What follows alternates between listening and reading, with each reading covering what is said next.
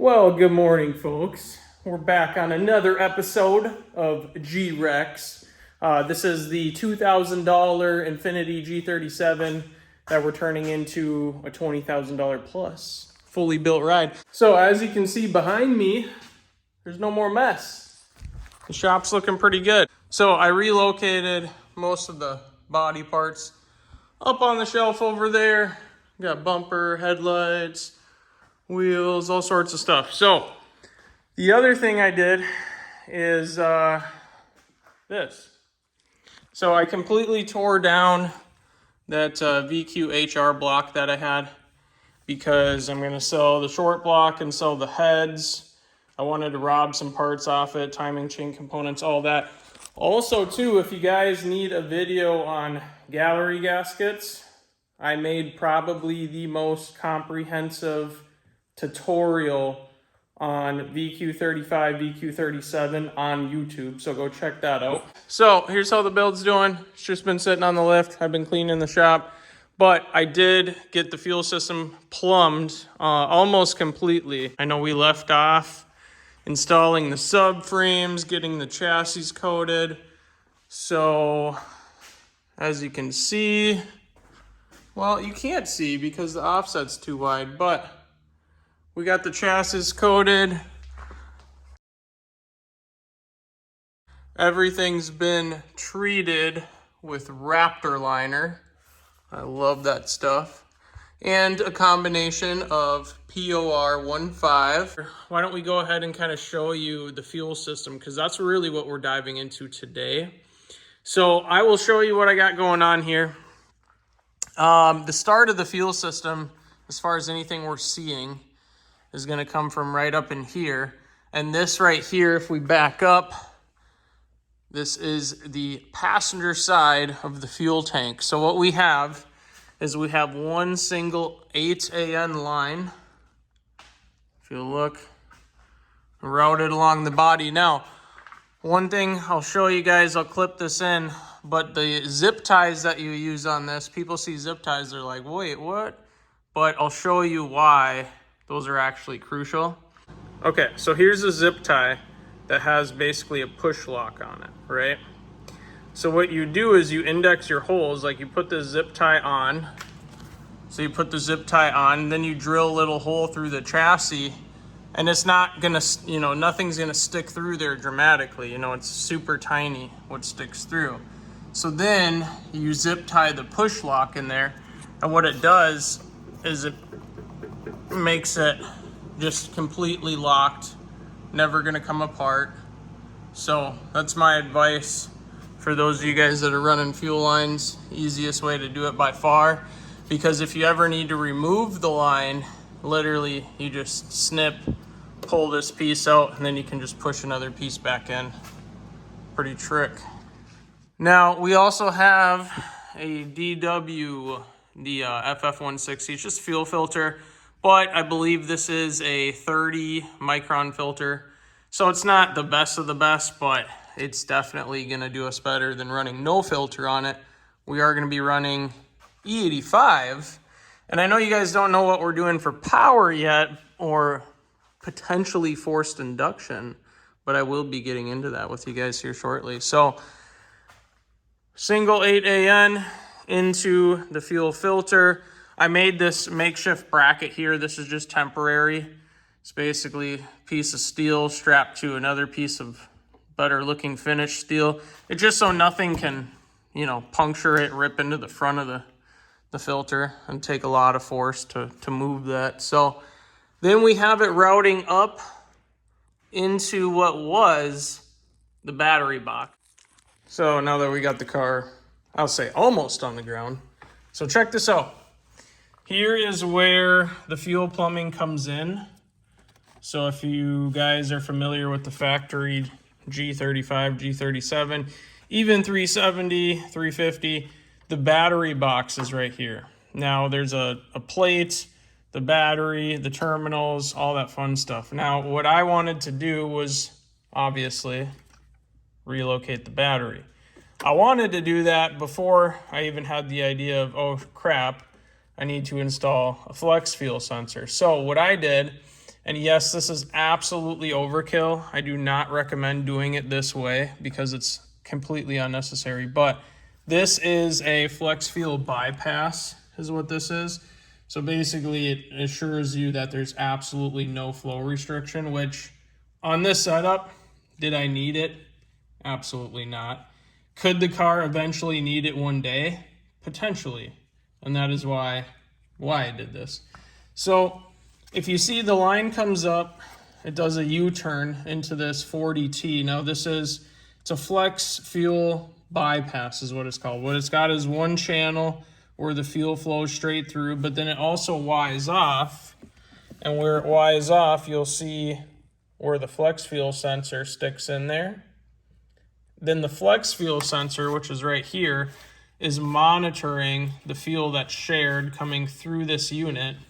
It does another U-turn, and then it plumbs into the firewall, and then it plumbs out right here. So we got the Zeitronix module here. So what this is for is this is basically the go-to company for flex fuel. So what we have is we have a harness. This plugs right in to the flex fuel sensor. Uses a GM style flex fuel sensor. This is the module. Literally, this little weighs like 2 ounces. Little plastic module. And then this harness plugs into the module and then plugs into the car's body harness. So there's obviously dedicated pins that you have to tap into to install this. And then the kit that I ordered, this particular kit also comes with a content gauge because I want to be able to I want to be able to monitor the best gas stations to go to, that kind of stuff, so that I can actually see what ethanol content is there. So we're going to go ahead and plumb this through the firewall because this module is going to live on the inside of the car. We'll go ahead and route this, and then I think what I'm going to do is just right from the sensor, right through where the engine harness comes through the firewall, the bulkhead there. So we'll go ahead and get that routed, and then I got to find a place for the actual module to live inside the car. Well, that was relatively easy. Nice little bulkhead grommet. Now, we have an unbelievable amount of harness on the inside. Look at this. I think it's meant to go to your fuel tank. So, it's actually hard to get out, which is good. So, here's the Zeitronix module. Zeitronix, what you guys are going to correct me in the comments. Somebody acronym it out for me so I know how to. Z-E-I-T, Zeitronix. That's my guess. So, anyways, you would never even know that it lives in here because this harness right here is my wiring job into pin number 102, I believe it is. And then everything's all tucked up in the BCM. I tapped for power and ground. Very simple deal. It's not hard. We're just going to have to find a place to mount the flex fuel gauge that actually says the ethanol content. So I got the gauge sitting right up here with the glove box. So we'll figure that out. I wanted to kind of show you guys the setup with the flex fuel. The other thing, if you guys didn't notice, look at this. Woo! Reworked the harnesses. They're looking good. Here's the other side. Way better than the old crustiness of what the harness was, which is like that. Icky. Anyways, here's what else we got going on. Here's what you missed. This guy is now factory fit and finish. This right here is a brand new wire that's ran through the amp sensor into, can't really see it, into the chassis. And then this as well Yes, I had this made a while ago. That's why it looks dirty, but still ready to rock and roll. So what we're going to be doing, or what I already did, excuse me, is I did a battery relocation. So the battery is obviously not in it yet, but I'll kind of show you guys what we got going on. This car is a mess. So wires come through, they go down, they go through the wire harness loom, which is underneath this panel, which is ideal. That's what you want. They go through the B-pillar, through that trim there. They go through here, they jump out. They do kind of an S around the bottom of the seat. And then they go right up in, and I don't know if you'll actually be able, well, I had a really nice grommet job that I did. It's all insulated. I had a really nice grommet job. Maybe you can, if we pull this, yeah, that way you can see it. So the battery, this trunk is disgusting. I've done nothing with this trunk. The battery is actually going to sit right in the middle, right here over the rear axle.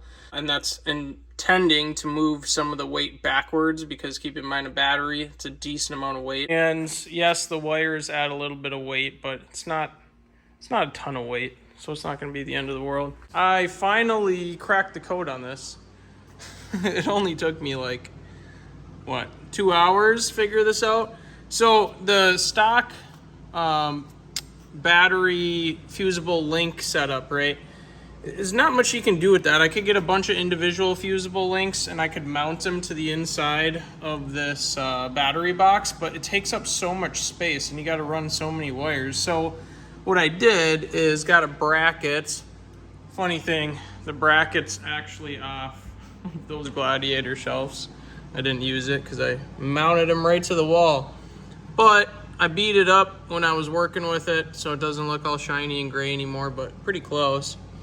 So I got a battery isolator, like a bulkhead isolator, and basically spaced it out. And then where the terminal mounts to this fusible link harness, I spaced it out and just secured it right to that. So nice and tight, not gonna go anywhere. Pop the hood, you can jump it with those two terminals. I don't like how close they are together, but you gotta do what you gotta do. I wanna show you guys, can't even walk around in here, it's so messy. I'm a messy cook, what can I say? I wanna show you guys what's going on back here, because this is kind of cool. So, here's what we got. We got an Amazon dealio, which you can say Amazon doesn't sell decent stuff. They do. They definitely do. Boom. There's the Optima battery as well. Reason I didn't actually want an Optima battery, but all the custom trays are for Optima. So we're putting an Optima in it. But here's what we got going on is the battery relocation harness. I've now, as you can see, put the terminal ends on it. It's all tucked. I think you guys are going to like when I set this trunk tray in here, the carpet one. I think you're going to be pretty impressed. Well, you hear that noise? Boom. Looking pretty good. Not only that, if you look right there, that is the relays assembly for the 3 fuel pumps. So I'd say it looks pretty good. Install, it's pretty clean. Tucked under the mat. This wire's not staying. That's got to get plumbed through the other side. But yeah, I'm pretty happy with how it turned out.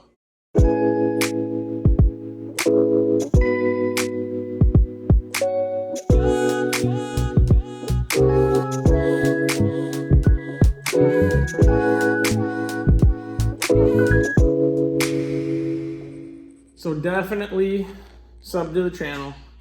I'm out. I'll see you guys later.